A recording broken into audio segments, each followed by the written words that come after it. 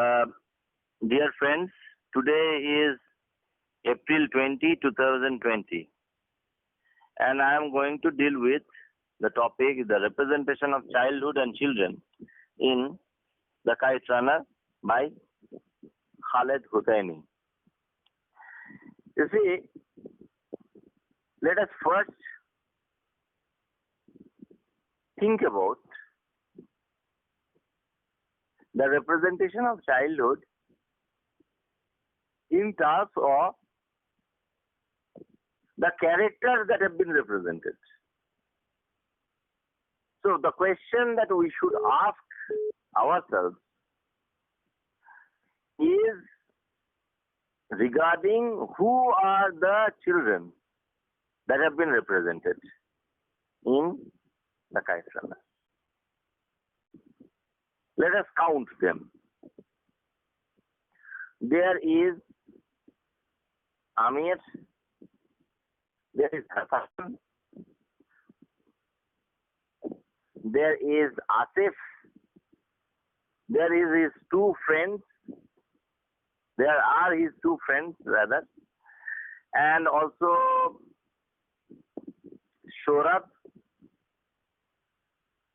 and we can also say that there is Suraya, because Suraya's childhood has also been mentioned in some detail. These are the main children characters that have been represented in the Kite Runner. Why? Because so far as the orphans for whom Amir's father had built an orphanage, they have not been delineated. They have been mentioned only in the passing. There are certain others also. Certain others that have also been seen and shown without being characterized. We are being developed into proper characters. So let us take up the case of the representation of children and childhood. First thing you have to understand is how children are looked at, how they are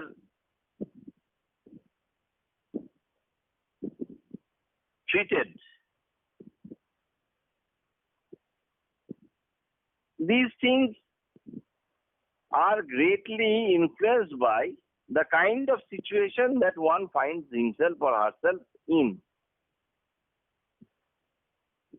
So far as the childhood of Amir, Hassan, Asif and his cronies,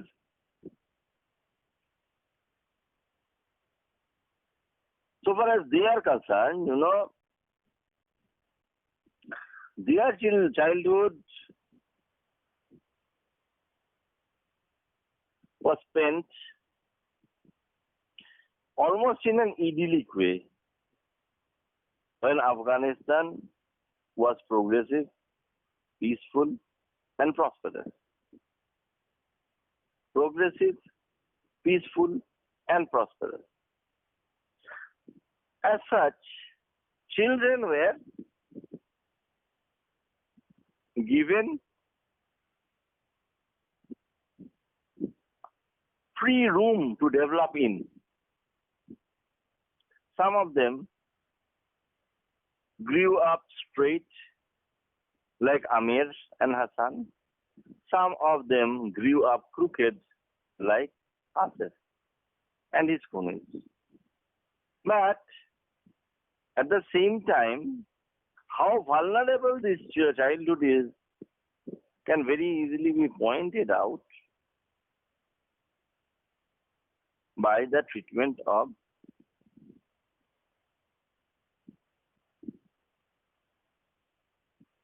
Asif, for example.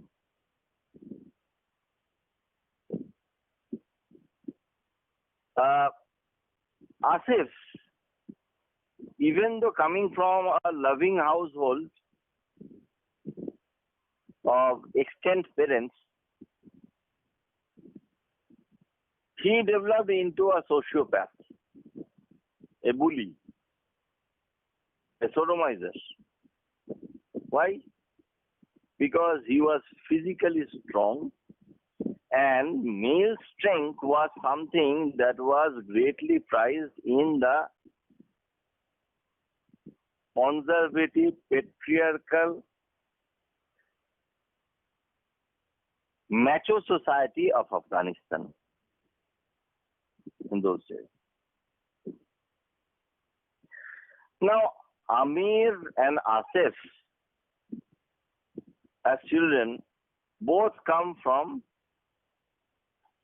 very well-to-do families. As a result, their childhood was greatly sheltered. So far as the childhood of someone like Hassan is concerned, Hassan did not belong to the same social class as did Amir. Hassan came from the background of servants because his father Ali was a servant. His mother also worked.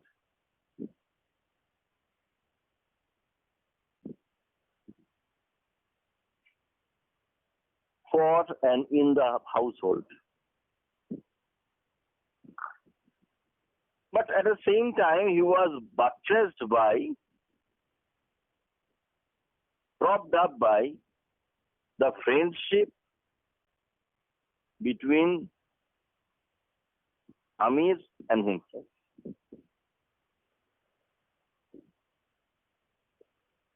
Here, in the delineation of someone like Hassan, the question of loyalty is something that is given the paramount place. Because he was anxious to save Amir from the sociopath Asif, that Hassan, that is, had threatened Asif to keep off Amir Aga, or else he will have to face dire consequences.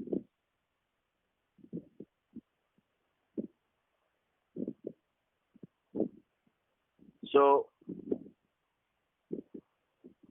our discussion of children and childhood will not be properly complete if we don't discuss the childhood of Suraya. Suraya was a veritable orchid taken from the glass house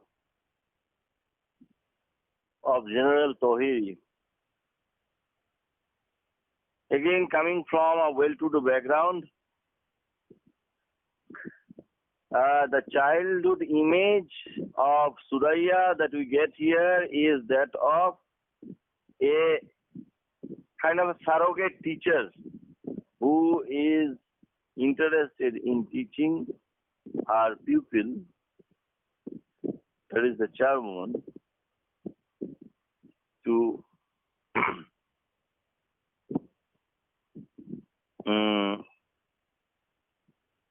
to build up her credentials as a teacher. If not as a teacher, but as someone helpful in extricating themselves from this ticklish situation.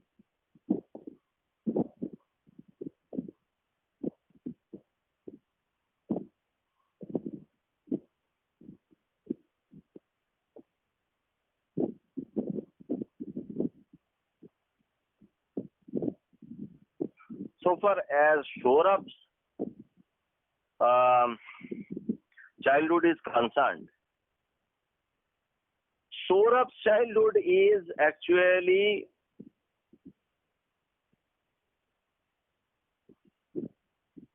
in many ways different from that of, say, Amir or Hassan, because Saurabh was born and brought up during the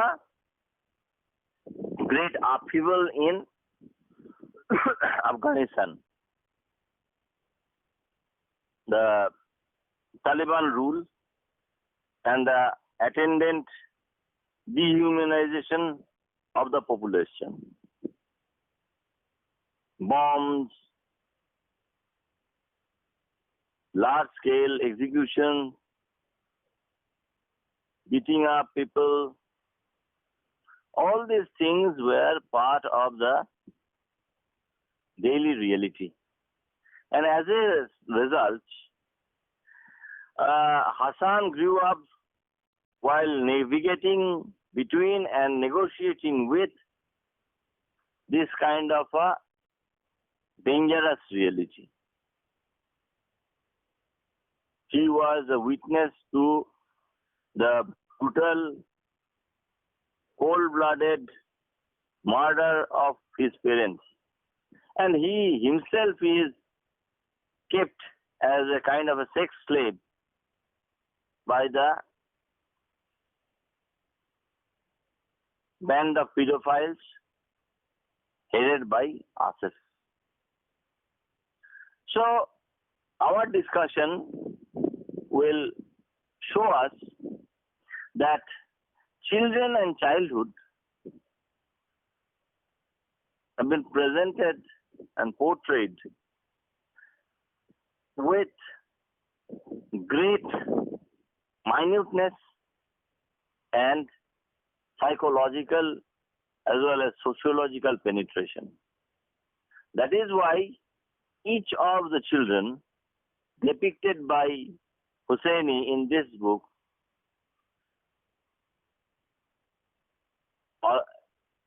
come out of the pages as it were. And there are some such human beings that can be met or encountered anywhere in society, anytime. Thank you. Okay, dear friends, I am again addressing you in order to explain certain issues raised by Ahmed Hussain Khan.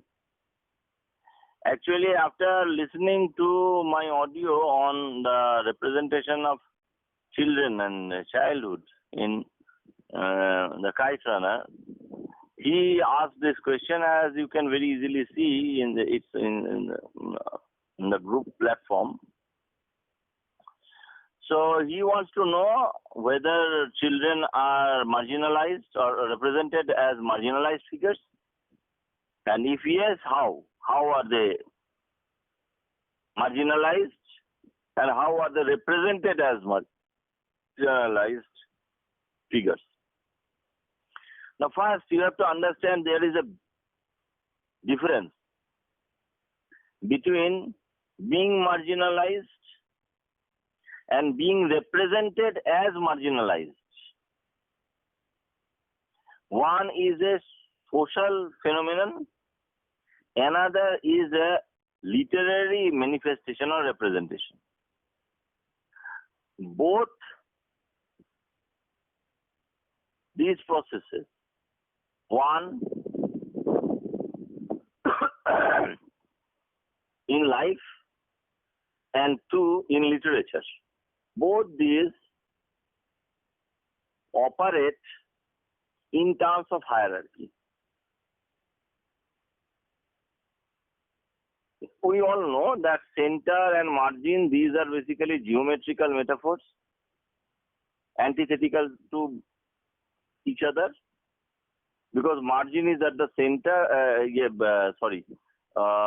this thing. Center means the source of Power in the sociological, on the sociological plane, in the sociological way, you have to understand this margin is away from center, away from the source of power and privilege. So margin is basically antithetical to the center. If center is where power is, then margin is where power is not. Operates in terms of a binary. Okay. Now, in society, in life, people are marginalized in terms of many things. Gender, sexuality. For example, homosexuality is marginalized. Heterosexuality is treated as the derivative norm. Similarly, women are marginalized. Men are the marginalizing force. They are the marginalizers, usually. Similarly, in ethnicity, particular religion or religions, race or races, caste or caste,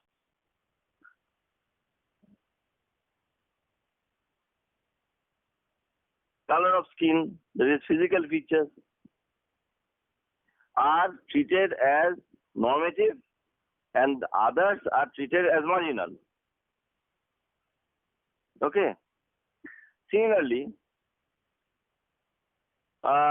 age-wise, you will always understand that since young men, young women, youth is economically most productive, more productive than the others, they wield a lot of power. And often it is seen that children and the aged are marginalized.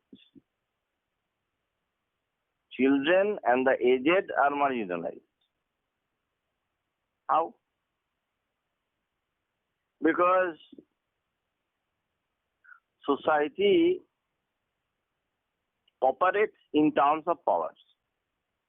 Where there is knowledge, where there is power, where there is physical force, where there is economic wealth, there the political strength or numbers in the case of democracy. So where these things are present, that becomes the center. And where they are absent or relatively less powerful, they are marginalized. Now we will see that how we will see how particular women, children are individually marginalized and how children are marginalized as a whole.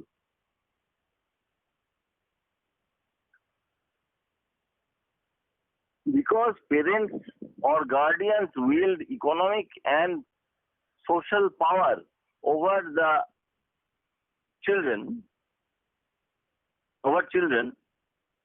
that means they are marginalized. Okay. They are economically marginalized, physically marginalized because they cannot hit back. They are physically weaker than the full-grown ones. Okay. Similarly, they are intellectually marginalized because they are not given the chance or opportunity to speak their minds, to do things in their own way. They are not given that chance or opportunity. As a result, you will see that children have often been marginalized in society. Similarly, children are often presented along with women, along with ethnic minorities, religious, racial, or in terms of caste, they are marginalized. Similarly, children are marginalized. For example, take up one by one. Saurabh is marginalized because he cannot stand up to Asif, who repeatedly abuses him. He becomes a sex slave, but he cannot change his situation. That's how he is marginalized. Physically weak, socially maladjusted because of his Hazara upbringing. Similarly, there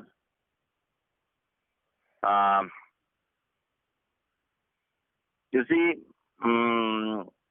Hassan as a child is imposed upon because nobody tells him that he is basically the illegitimate son of Amir's father.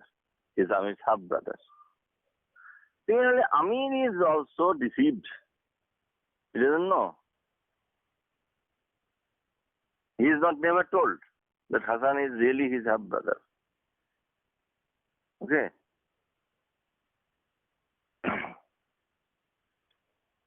So, all this time, we will see that children are marginalized in one way or another. And the impact is loss of confidence, cowardice, not loss of cowardice, loss of confidence, cowardice, a feeling of guilt and trauma, post-traumatic stress disorder. For example, you remember Amir becomes an insomniac. He cannot sleep. And he says, for the last 20 or 25 years, I have been peeping at this place, at this lane. So obviously, the past often catches up with children. And because they are vulnerable, they tend to bully more. This is how children and childhood have been marginalized in a productivity-driven macho Afghan society. Similarly, they have been represented by the diasporic Afghan writer Khaled Hosseini in and through the pages of this novel. This much for the day.